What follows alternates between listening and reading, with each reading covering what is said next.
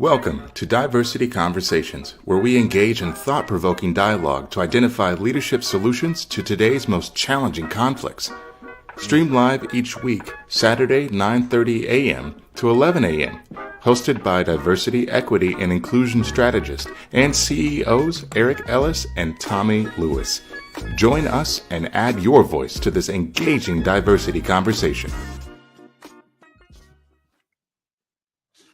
Good morning, Greater Cincinnati, Northern Kentucky, the United States, and the world. My name is Eric Ellis. I'm the president and CEO of Integrity Development Corporation. And I'm joined this morning by my good friend and brother, Tommy Lewis, president and CEO of Make It Plain Consulting. Good morning, Eric. Good morning, Tommy. Let's stop and clap. Let's clap it out. It's a good Saturday morning. Yes, sir, it is. Yes, sir, it is. It's beautiful outside, a little brisk. But it's just a beautiful day, and we are glad to be alive, and we're grateful that you all have chosen to join us this morning. Yeah, something's in the water this morning, Eric. Usually, I am the first person that rises in my home. I'm an early riser. Sometimes 4:30. I suffer from insomnia pretty much, but 4:30, 5 o'clock, I'm up. I'm not necessarily out, but I'm definitely awake. And today, when I started to really roll over around 6 o'clock, really get out, everybody in my house was awake. He's the last one up. And I'm looking around like, what is going on? Right. Right. So here's the thing, bottom line, everybody has plans today. Oh, okay. That's what it is. Okay. So the wife, she has plans. She's ripping and running. Son Bryce, he has plans that I need to get back to help him with, and then he's off to enjoy himself. And I'm like, okay, I'm gonna be at home by myself, right? And watch some golf, maybe even get out and do something. That's right. But I tell you, it's different. We know our homes in the energy, right? And usually, again, I wake up and I'm the only energy out and about, right? And we bumping into each other. Right. Oh, you all live here? I don't see y'all till way later. And so I hit him with the good morning. Right. Y'all messed around. In my mojo. Right. I love that. I love it. But you know what? You are also just sharing something else, and it's our image, our reputation, the space that we occupy in our homes with our families. I've been laughing for the last 3 days. I've been laughing at myself with my kids because I'm working on my CD. Yeah, trying to wrap it up. Tommy and I did a nice little Fiverr kind of CD cover. I sent it to my good friend Tommy Lewis. He comes back with something polite. Yeah, that's nice. I like the title.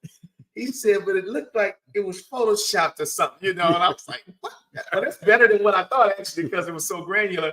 But my kids didn't miss no words. Like, that's a mess,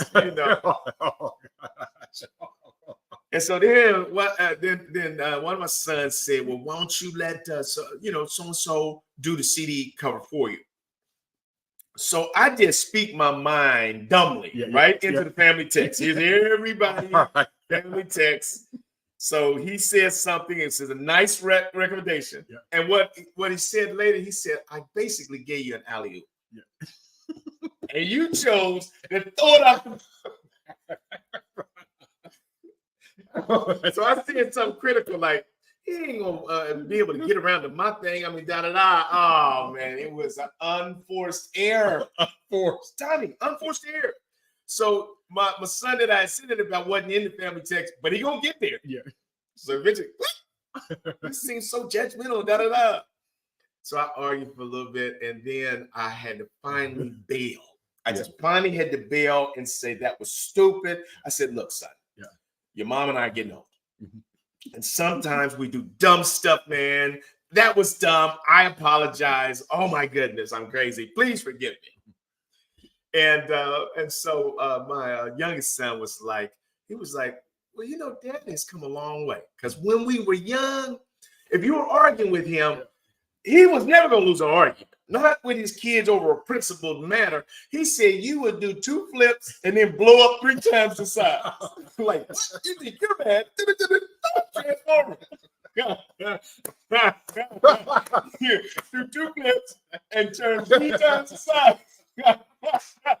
I've been laughing about that all week long, man. But he said, you wonder why we turn up sometimes. You turn up, boy. You just Anger man, yeah, activate. I'm the maddest person here. Nobody's gonna be better than me. Follow me. I remember Eric had said something back to me. We was at an AAU tournament. Man, I had him walk behind me like Quad Chain Cannon. Walk behind me. And we just went outside and walked around the pond and I lectured him. Just dumb stuff, man. I mean, I don't even know how kids I don't even know how kids survive parents, boy. Come on, Tommy. I mean, Hey, really, say it, Eric. out of control. Out of control. You out of control. But you're trying to make sure that you raise some respectful kids because that's what we learned. And so if anybody looked like they were going to come with some disrespect, Yeah. oh, no. So I am so glad to be able to look back on those days and laugh. And I said this to my children. There's a lot that your mother and I gave you that's going to be a blessing to your life. And there are going to be some other things you have to recover from. Yeah. I mean, that's just really what this is. But it's a great thing to see yourself, to be able to see yourself through the lens of others who love you. Yeah. And so, Tommy, we're both fortunate enough, man, to have people that love us. And it's a good thing to be able to grow. Mm-hmm. That's what I want to say to you, community. Don't ever stop growing. Don't ever start believing that the way you see yourself in the world is 100% accurate. There's so much that we don't see about ourselves. I would say you have to give yourself grace for being a human being. But as you grow, enjoy that growth process. Yeah, the growth process. I'm laughing so hard, as I always do with you, Eric, and the mistakes that we make as parents. You said you had your son walking behind you. Hey, there's one time Bryce made me so angry that I wanted to channel my father's wisdom in my lecture and or discipline to him. And so he made me furious. Mm-hmm. Bryce, sit down. Right. And I was going to give him the lecture. Right. It was just a few words, right. maybe a sentence. Right. And as I began, I was trying to remember what my father had said. And in this moment. And so it came out like this. Listen, I don't know what. That's profound right now. Bryce said, get to it. He was young. He knew not to talk back. Right. Said, get to it.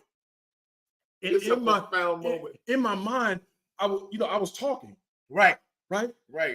But I was trying to grasp what was he saying in almost a syllable at a time was coming out. Right. I'm gonna get this right because when Daddy told me it was impactful. It was impactful.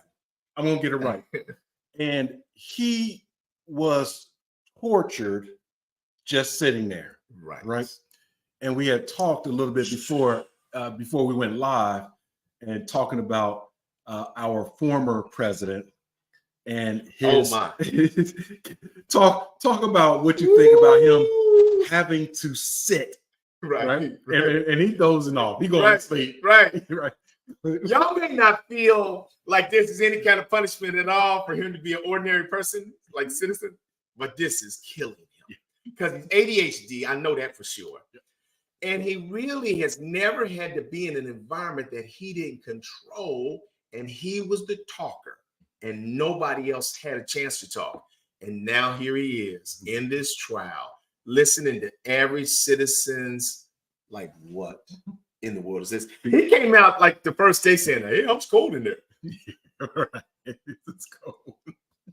So we know that he is absolutely being tortured. I mean, they described him one time. I think they described him like this. It's like radio since they don't have cameras in it. Yeah. And he's just literally elbows on the table. This is like, do I have to do this average person thing? I've never had to do this in my life. And literally, he is what he was listening to. The average person, Right. A jury of his peers, in his mind, that's in theory.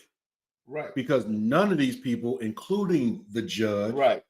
is my peer. Right. And I'm listening to, I don't know, rambling about stuff that, my mind is, that's torture. It's 100 pins being stuck in my eyeballs all day long. And so, hey, I'm going to tell you, former President Trump, I feel for you, baby. It's going to be, literally, this is dog years for him. 4 or 5 weeks of this. Oh. Hey, he's going to come out a different person. That's what I believe. I believe that this is going to transform him because he's never had to listen to average people. And I'll tell you, because our topic today, Tommy's come up with this wonderful topic about escapism. And so we want to spend time talking about that. But I'll tell you, man, that when you have a chance to hear these average citizens, it's been a blessing to me, and it's given me a lot more faith in our country and in our judicial process. Yeah. To listen to these average citizens. I think 2 or 3 of them came back after they had been seated on the jury. They came back the next day crying. Mm-hmm. And a woman said, I just can't do this. She says, I'm so nervous and I'm so afraid and so emotional. She said that I wouldn't want a person to be on my jury making decisions about my life if they were in this kind of emotional state. Mm-hmm. And to hear, because we've gotten to a place, Tommy, where the language of politics seems just cavalier, it's tactical, it's strategic, and we talk about it in those terms. But there are people that are absolutely afraid of the power of the former president and his band of merry men that will seek you out, call you up, intimidate you and your family. There are people that are scared out of their wits over that. And that's unfortunate. And it's not a threat. Right. It's a promise. Right. It will happen.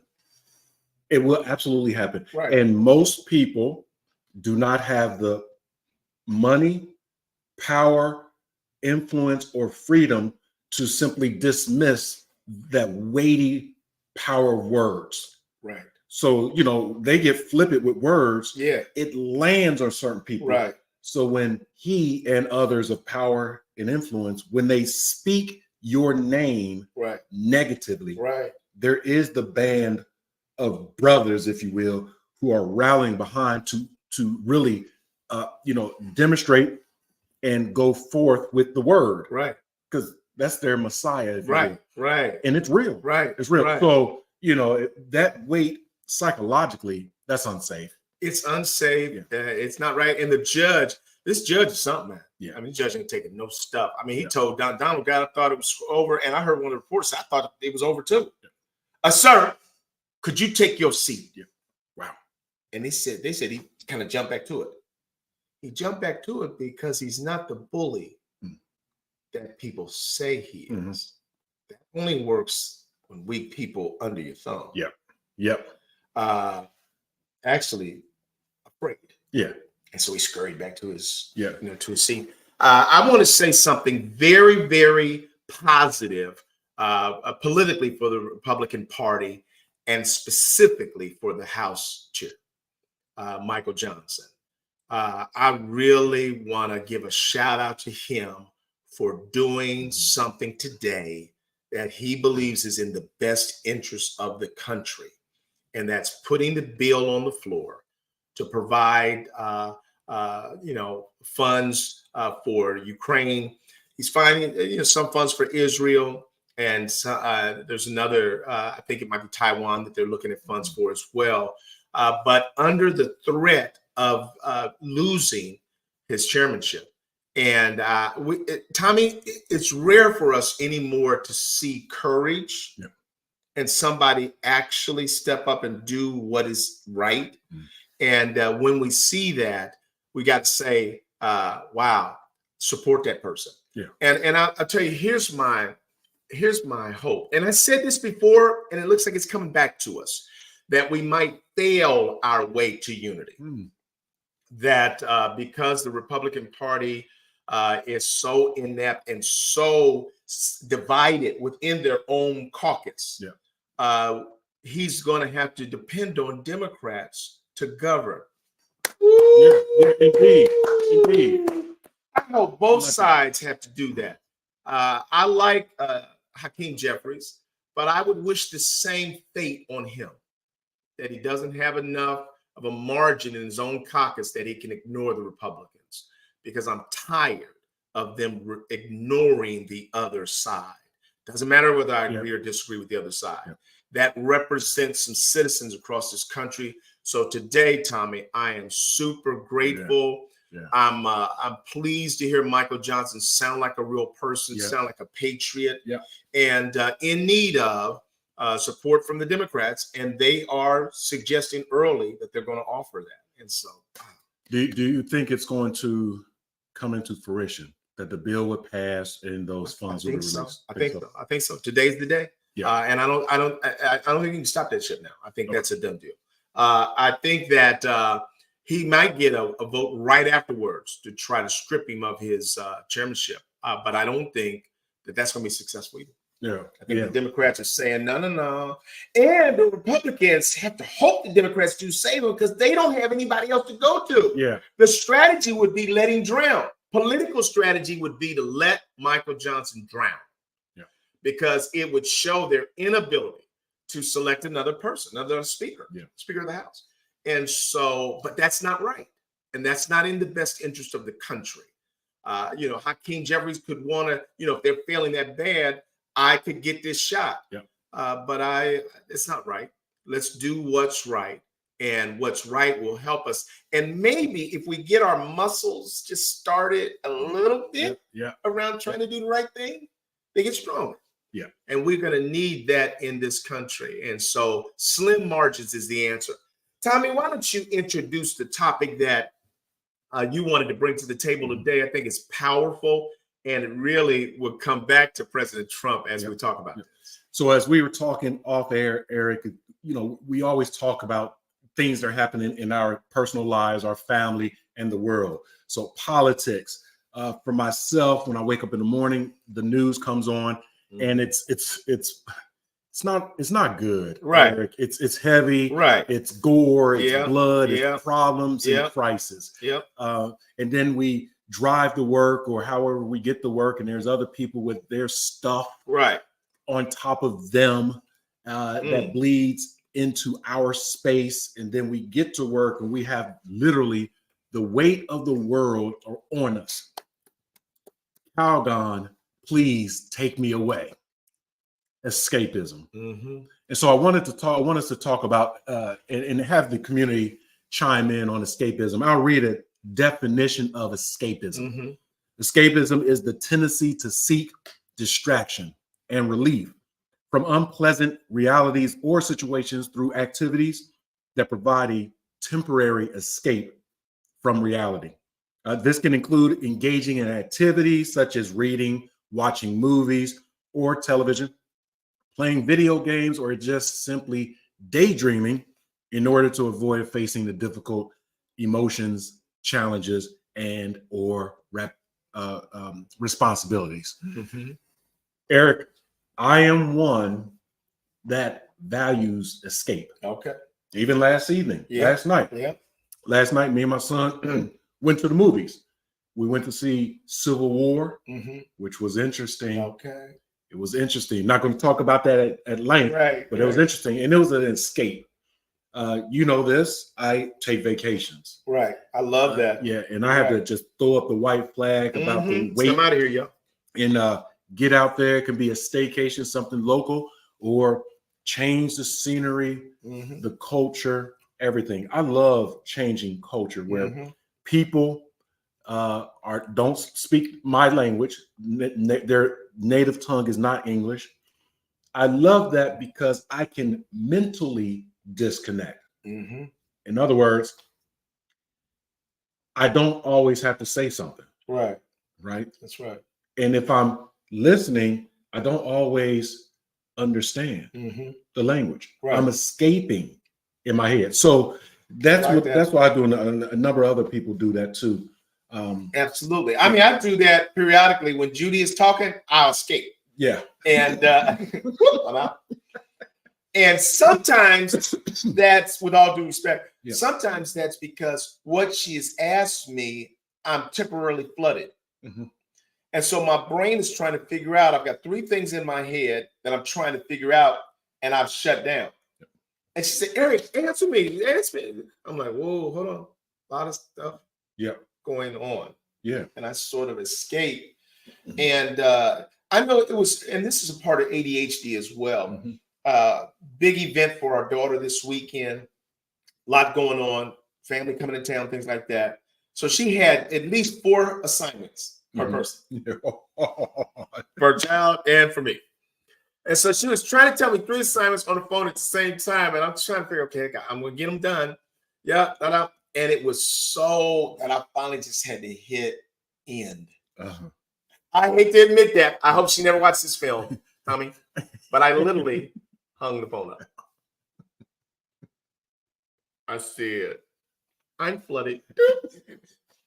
I'm trying to drive, trying to get in the car at the same time, trying to talk to the people at the window. And now she's asking me for more things. I escaped. Houdini. Did you do it? I'm out. I knew that was going to come. Sorry. I didn't have to pay the price. I did text Rebecca and said, hey, I'm flooded. Yeah. No. I'm flooded. And I said, I went to a bad area or something. I said, take my phone. I didn't say flooded. That was the dumb truth I was about to tell. Yeah. I was about to tell you, no, do not tell the truth. I don't know what happened to my phone. I escaped. That's not totally what we're talking today, but that was a successful escape. Yeah. And I'll tell you, the other thing that Tommy and I were talking about is last night, as I was driving back home from the studio, I saw a car in front of me, Tommy, that was just careening across the road on Becker Ridge Boulevard. Just boom, ran the tires up on the curb. Now back into the road. And they're just wobbling everywhere. And I said, oh my goodness, they are dangerously drunk. And so I followed them for a while. I skipped over my street so that I could stay behind them. And then I hit the high beams. And car pulled over. And Tommy, I was a little nervous, man. I said, now what if I go up on this person? Because it's Westchester, man. Everybody's shooting. Yeah. And they just start shooting. Yeah. So I'm nervous about now to flash my lights, And so I roll up on them, and it's a woman in there. And Tommy, I felt horrible for her. She was totally and completely drunk. And she looked sad. And I said, ma'am, are you okay? I said, I think you might want to park the car. I was like, is there anybody that I can call for you? And she said, thank you, sir. Thank you. And then she just turned again. And she stayed there for a minute. So then I did a U-turn. I was turning back the other way. And I said, I shouldn't leave her. And then she sort of turned the street and then went up somewhere. And so I tried to follow her again. But then I said, she might get nervous about that. So I had to just abandon her. I said, okay, and I did. Maybe this is the call. This is what Judy said. She's always wise about these things. She said you should have called 911. I said, but I didn't want to get her in trouble, Yeah. So you had the angel of Good Samaritan, right? And the other angel of here's the proper protocol to get assistance. Yeah. The Good Samaritan is I want to help you without furthering the issue. Yeah. Drunkenness, hurt someone, jail, whatever the case may be. Right. You don't want to do that. Right. And let me don't lose your thought on that. But I also feel bad for people that are drunk. This was not a party drunk. Yeah. This was probably an escape drunk. Yeah, you're spot on. That's where I was going too. So you had the other responsibility of, just calling 911. Yeah. And then stepping out of the equation and letting that go. Right. But in your heart of hearts, your mind and minds, when you saw the woman, the sadness that you saw was escapism. Right. When we are kind of utilizing any vice, right, whatever that vice may be, and we start to go deeper into that vice or deeper into that kind of negative escapism, there's mounds of scenarios that are surrounding the person, right? And there's pain, there's suffering, right? Confusion, loss of direction, Eric. And so I'll have a drink, right, with my other friends and family. They're saying, have another one, and they take another one. But they're saying, I'll get around. Right. So now I'm buying a round because I want everybody in on this for the 6 people. Right. Because it's not just you. I'm escaping too. And join me in the escape. And others say, I need to escape. Thank you for giving me out. So everyone grabs hold of the weight. Right. And cannonball. We out of here. Everyone, grab your weight, grab your weight, grab your dumbbell, grab your dumbbell. All right. Y'all ready? We about to get away.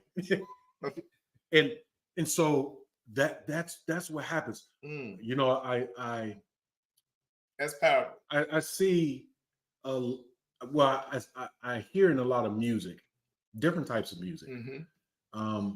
A lot of escapism. Sometimes escapism can just be lies of what you will do, what you won't do, right? And so if it's, here's what you won't do to me. Life is stranger than fiction.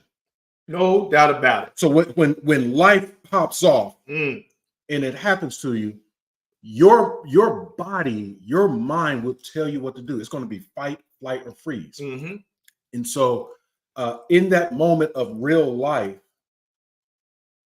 you may find out, or we may find out, we don't actually do what we say. So I may play it in a song. Right. I may rap it out. If you do this, do this. So that's one. The other is sometimes our mentality of escapism, when we're articulating it through art, it's a spotlight of what we would like to do. We escape into that, I like that piece. So it's not our reality, but we escape. We escape into peace, escape into love, escape into sharing the words or rhythm with someone that we're trying to connect with. It could be a person, or it can be people, it can be humanity. But ultimately, it's all of that. So this is an interesting topic that Tommy has presented to us today. And I would offer to you that there are many different reasons why we might escape. You said something very interesting there that I never thought about before. You said escape to what we'd like to do in life. So I'm going to say to you, community, that one of the things that I'd recommend is that you not find yourself in simply fantasy escaping to what you'd like to do. Make that become a reality. In other words, write down those things that you want to do and make sure that you make room in the real here and now to be able to do that. So turn your escape into your transition, into your transportation, into your direction to what it is that you want to do. The other is to escape problems. Now, so we talked about drinking to escape problems, but I would say to you this as well. Now, everybody won't agree with this, but Tommy, I believe that in our lives, we are all facing Goliaths. Yeah. Many Goliaths in our lives that are putting pressure on us. Bills can be Goliath. Bad relationships can be, Goliath. Not having a job can be a Goliath. A bad boss can be a Goliath. Your health and health problems can be a Goliath. What's happening with your children, those things can be a Goliath when they're not working out as well.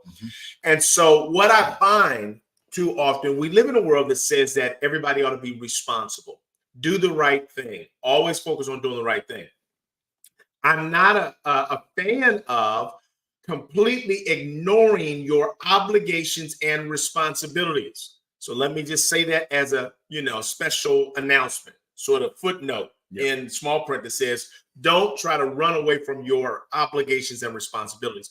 But here's what I would say, that you cannot live your life constantly staring down the eyes of your Goliaths.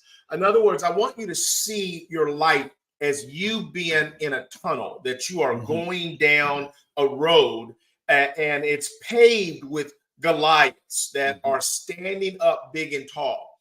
What I find is problematic for people is that when they get up every day and as they're walking down that pathway of the day, they're constantly staring down their Goliaths and looking each one in the eye, and they're articulating everything about that Goliath. Oh my goodness, you're huge. I'm never going to be able to get that money for that. Oh my goodness, what am I going to do after that? I might have to sell the house. I don't know if I can get my kids to college. So we're literally looking at every Goliath and we're describing the most negative aspects of them and then wondering why we cannot make it through another hour in the day or day in the week or week in the month, because all we do is get up every day and stare down Goliath. I'm going to say to you that you have to escape. In other words, bring your eyes down. Do not find yourself looking at every Goliath, staring them down, and describing all the ways in which they can kill you. Yep. All the ways, Eric. That was phenomenal. Because that Goliath, as we're staring it down, is getting bigger and bigger and bigger. It's done the 2 somersaults and 3 times bigger. That's right. Hold on. You stand up. Yep. I'm gonna say so. So you're the person. You're looking up at the Goliath. Yep. Come over here. Let's get you in the camera if you can. Yep. You're looking up at the Goliath. Yep. And what's happening is that while Tommy is staring down that Goliath, here's what the other Goliaths are doing. Boom, boom, boom, boom, boom, boom, boom. I mean, and he's feeling those punches. He's staring at that one, and the rest of them saying, I'm next. I got you next. You can't live like that, staring down one Goliath while all the rest, kidney shot, getting shots in, body blows. So you know good and well, I can't even deal with this one. And the rest of them are lining up, and some of them are punching me right now. You can't survive that. So the mature you is saying that I have to put together a plan to deal with all of these responsibly. The weak you is saying we're not going to make it. Right.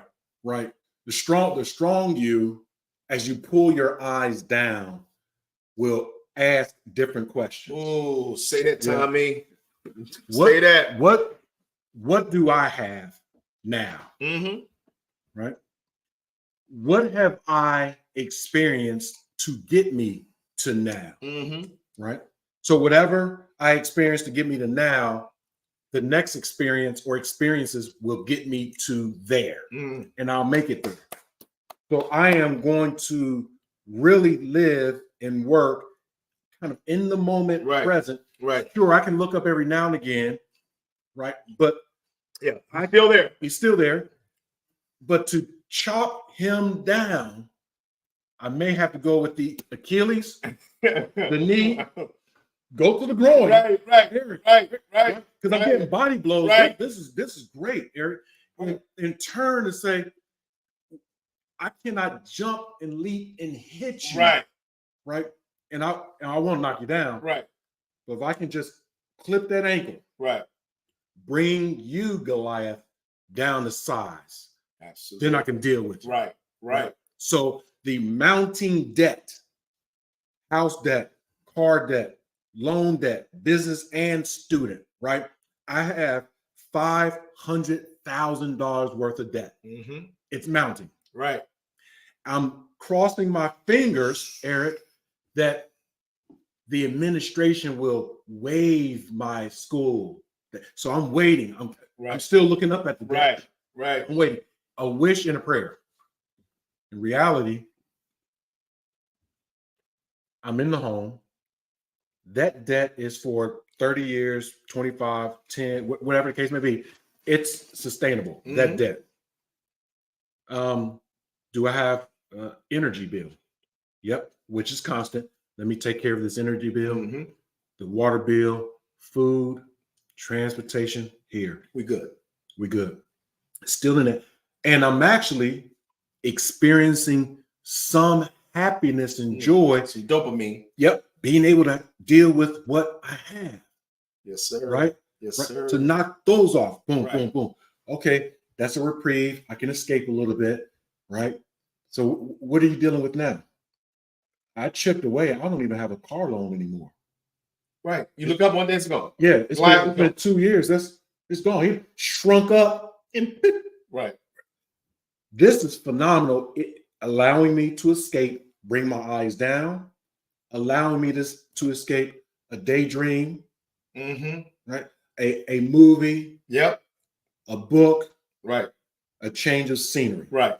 And I believe that God desires to give us a mental escape. In other words, what God has said to me, there have been times that I've been in my office, Tommy, and I've been plowing away with strategies on growing business and things like that. And God has literally fired me. Yeah. Said, no, escape. You're done. You're in my way. I got this. And so I'm going to say to you that sometimes it is our faith, the substance of things hoped for, the evidence of things not yet seen. And so the substance of things hoped for, evidence, things not yet seen. So I'm escaping from my own earthly ability to solve, to answer every problem that exists in my life. I don't have that ability. We are not preaching irresponsibility, but we are saying to you that you can't consciously deal with every challenge that exists in your life. So why sit around and sweat it all day long until it crushes you? You need an escape from that. You ultimately will need a plan. You ultimately will need responsible behavior, but we're not always going to make those choices. And I would say the other thing that I've done, Tommy, is I've given myself grace. I think grace is a form of escape as well. It means that I don't allow myself to accept the penalty of my humanity. That I say to myself that I was born a human. I'm going to join the rest of the world in being human, and maybe it'll get better tomorrow, you know. But let's look at some strategies, some things that people do to sort of escape life. We talked about Trump. Right now, he's daydreaming. He's falling asleep in the court. He's trying to imagine probably being anywhere else in the world than where he is right now. So substance abuse is one way that people try to escape. Drugs and alcohol are often used to numb emotional pain, alleviate stress, or avoid facing difficult realities. Anything else you want to say about that, Tommy? And then you go to the next. Yeah, again, some of us have found ourselves using recreational releases. Again, alcohol. Alcohol is legal at a certain age. Right. It's legal in the U.S. But then there's alcoholism. Right. When there's the abuse and or the addiction or of that substance. Right. And so we have to be mindful. Some of it is a disease that's triggered by that substance. Right. And then some of it is our own doing, where we, are escaping using the substance, alcohol, marijuana, things of that nature. And we don't know that we're digging a hole that is deeper than we were able to get. Right. And what I've seen, Tommy, is that my father used to brag about being a teetotaler. Never drank. And so that mentality has been in my mind. I don't drink. But I'd say that people, you haven't said anything if you're bragging about what you don't do. Let's talk about what you do. Yeah. That now, because you're gonna have other things that you do to escape that aren't as productive or helpful for you as well. So I have no interest in trying to talk down about the people that I say all that sort of preamble to this notion that when I first heard alcoholism as a disease, I don't think I wanted to embrace that. Right. But you said it, and I think that the reality is that we have chemical things in our brains that make all of us susceptible to certain kinds of addictive behaviors. Sure. I have aunts and uncles, several of them that were alcoholics. And I have not now that, at 84, she no longer drinks.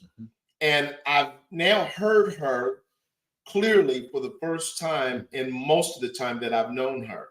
And but I never realized that this sort of disease of alcoholism is something that we need to take seriously and help people fight through. Yeah, absolutely, Eric. The second point was, excessive entertainment consumption. So it's not always the physical, thing in our hand that we're taking into our body. Sometimes it could be binge watching television shows. And other folks in that circle say, hey, let's binge watch this weekend, not knowing that it is engaging in kind of group escapism. Right. We're playing video games for hours on end, obsessively scrolling through social media, where we develop that TikTok, Facebook, or whatever that social media addiction is. We may have some years ago, some moments ago, said, I would never do that. Right. We judge other people. Right. Get off of the TikTok. Right. I said, get off of the TikTok. I said, hold on, let me check my TikTok. By the third iteration, now I am doing it. And I have experienced this. I don't have a TikTok account, but I receive TikTok messages from people. Yeah, same here. Who before hadn't sent me it. And now it's different hours of the day. Right. Because some of these escapisms, if you will, they show up in our whole life. 24 hours, Eric.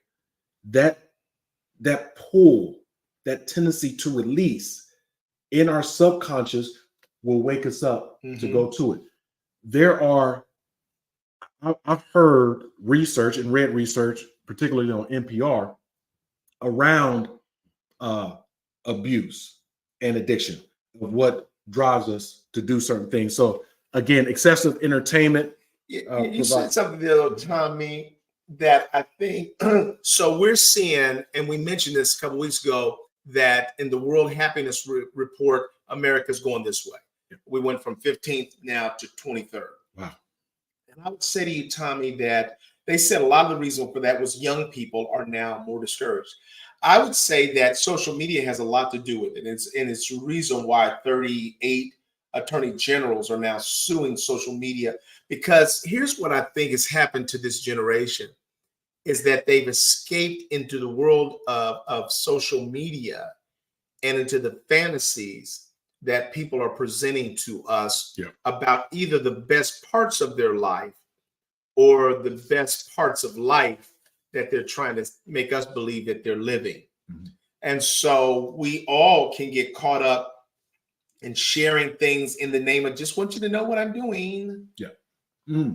But I'm really painting a picture that you can have of me. So I'm escaping my concerns about my real life to depict to you a fantasy life. And then if you start discovering that my real life is not that fantasy, that's my biggest fear. It's like we're all shoveling dirty clothes under our bed so that the room looks clean, but there's a mess under our bed. And so I would say that we had to be careful around that and know and recognize the impact that some of these social tools are having for us. Tommy, workaholism. Speak to that one. Let me read it. Some individuals immerse themselves in work to avoid dealing with personal issues or emotional pain, finding solace in productivity and achievement? I'm going to speak to that in two lanes. Eric, I am a workaholic. Mm-hmm. I will admit that very much, for two reasons. One, I absolutely escape from the uncertainties and the pressures of personal life to work, where there are things that I can control. Right. I can't control everything at work, Right. but at work, when I'm working, I control what I'm working on and what I do. Mm-hmm. Not that the personal stuff is out of control. Most of the time for me, I simply don't have the answer at the moment. Mm-hmm. And I'm processing the personal stuff to find an answer. And in that, I go to my process, which is work. Right. Right. Here's the other piece. You're talking about escapism. So this past week, we'll go 2 weeks. Mm-hmm. Last 2 weeks, I've been working on a proposal. Mm-hmm. And in the proposal, there's a number of different areas that you have to, there are requirements. And for me, when I put a proposal together, I want it to be formatted nicely. I want it to read easily. Right. I've learned to bring in some graphics, Mm-hmm. such that it's not text heavy. That's right. And bore folks. Right. Right. And I'm tweaking it every day for easily 4 hours. Mm-hmm. Every day for 2 weeks, working on this one proposal is for an opportunity in Colorado. Boom, put together, step away, right? I find myself escaping into my piece of working through this pursuit of perfection. Right. Right. Mm-hmm. I want to slow that down a little bit. That's exactly what I do. Right. So I'm working on it. I'm researching. I'm pulling stuff. It's all simultaneous. Mm-hmm. And I feel great. I have some ambient music or sounds. Oh, yeah. And I'm plugging away. I will get up at 10 o'clock at night, drive to the office. Right. So you have the right environment. Right. Now we move to April 17th. Mm-hmm. Been working on it for two weeks. Mm-hmm. The proposal is due on April 17th at 4 p.m. Mountain Time, Mm-hmm. which is 6 p.m. Eastern. And it's around 3 o'clock Eastern. Got some time, but I'm done. Mm-hmm. I vetted, ran it by my staff, made a little tweak. I'm done. I'm good with it. Right. Tell my staff, I got it. I have some supporting documents. Right. Right. You got all the right pieces. Yes. Hit send. Right. Copy the staff, copy myself. I had delivery, right record. Right. Open and read. Right.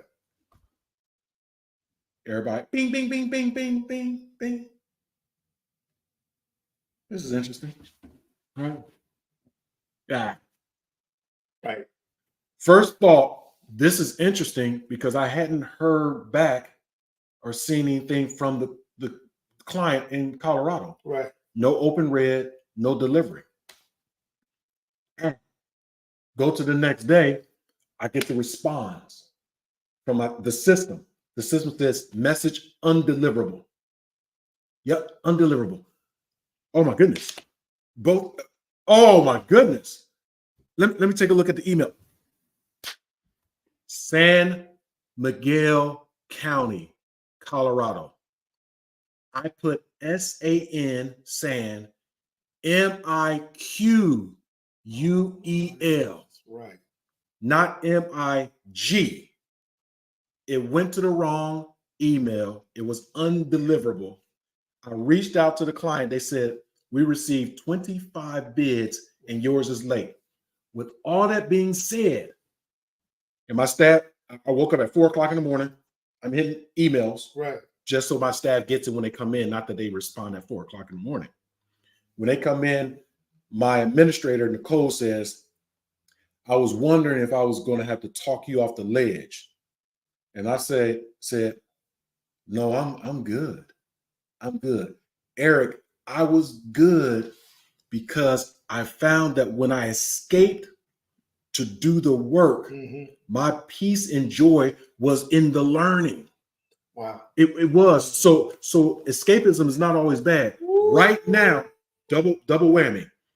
I have a well put together proposal template for everything else I want to do. And that day, the 18th, we received directly 3 invitations to submit bid on the same topic, DEI climate assessment, in 3 different states. I said, change the name, hit. Change the name, hit. Because all of the methodology, the approach, the price point, it's all the same. Right. That escape allowed me the learning to chop down the Goliaths. How are we going to get business? How are we going to get business? Absolutely. RP. It chopped it down. So now I'm just saying, since I'm chopping down Goliaths at the knees. Real talk. So what I would say to you all is that there is such a powerful lesson in what Tommy just shared, because there's every opportunity. I'm going to understand this may be better than others, but most of you will be able to translate what he said to your own lives. But I understand what it means to have been working on a masterpiece of a proposal, and you are now feeling almost somewhat invincible. Yeah. Like no matter what happens, we did our best. And generally, when we do our best, all I'm doing is waiting. Yeah. All I'm doing is waiting. Yeah. For the confirmation that it's us. You've been aware. When you learn that you sent it to the wrong email, you didn't need nobody else to tell you you're cooked. Yeah. You knew it. Yeah, you knew. You didn't need an email back from them. You know how these processes go. Yeah. Now, when you are cooked, the enemy comes in and says, now, jump off a step, jump off a building, give up, get depressed, don't come out the house. Because if we think that it's all up to us, number one, and if we put everything on that line, even when it feels like everything is on the line, we have to allow God to help us to get an escape from the burden of the problem, so that we can see the value and the purpose for which that was done. Yep. The effort and energy was not just for that. Yep. And you were able to see that quickly. Yep. And I would say to you, Tommy, it's very difficult for most of us. Very difficult. Well said. In parenting, there are events that happen in our pre-parenting life that will inform how we parent, our view. Yeah. So that preparation for that skill, right? When we are 10 years old, 15, 25, 30 years old, now that we're a parent, with that template, we can double click. As I mentioned before, there was something that my father said, and I was remembering, and I was trying to double click. Right. That was a good template. Right. What he said to me. Right. And it resonated. But then there was the other things of life on top of it that was bearing the core lesson. So what we need to do sometimes, Eric, we have to escape, to step back from ourselves to be able to see what's really important. Right. What's the why? And I'm going to take a liberty. So sometimes preachers will say, I'm taking a Holy Ghost liberty. Let me take a liberty to imagine that your Father is in heaven confusing your mind. Saying, son, I taught you the lesson. It's in it. You don't need what I said. It's actually in you.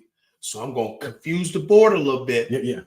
Because what I gave you is in you, but you got some other amazing things that you need to do. And so that's powerful. I agree with that, Eric. I agree with that a lot. I agree with that it should be ratcheted up. The knowledge, experience, insight, ratcheted up. Daddy and now Tom. Yep. What folks might have been escaping from 50, 75, 100 years ago, those issues still exist. Those issues are ratcheted up. Divisiveness, we throw it back the 60s and the 50s. This thing here is wicked, right? And so folks, in the midst of divisiveness, the heightened energy of divisiveness, the skill to deal with it is there. You said it earlier, and it resonated with me, that the failure may bring us to unity. What we're doing right now, trying to, it's not working. Right. You know what? Focus. Everybody together. Because what I'm doing is not working. What you're not doing, it's clearly not working. What you're doing, it's clearly not working. Let me put my 2 cents in the pot. Right? Let's escape from, I need to put in $1. Right? Let's escape from that. Let's escape to these buckets. The overall 2 cents, 2 cents, 2 cents. What's your 2 cents? We'll add it up. It's making sense to me. I hope our community can connect it to their lives, but it's making sense. Right. Let's see what Lydia said to us. You're preparing. It's a perfect orchestrated plan for each and every one of us. Yeah. And that's what I would say, that you all can take solace in the fact that there is a plan for us. And so I'm watching what's happening in the world. When Tommy first mentioned escapism, I didn't see any positive value in escapism. It felt like a relinquishing or an ignoring of our obligations and responsibilities, because that's the way we think about escape.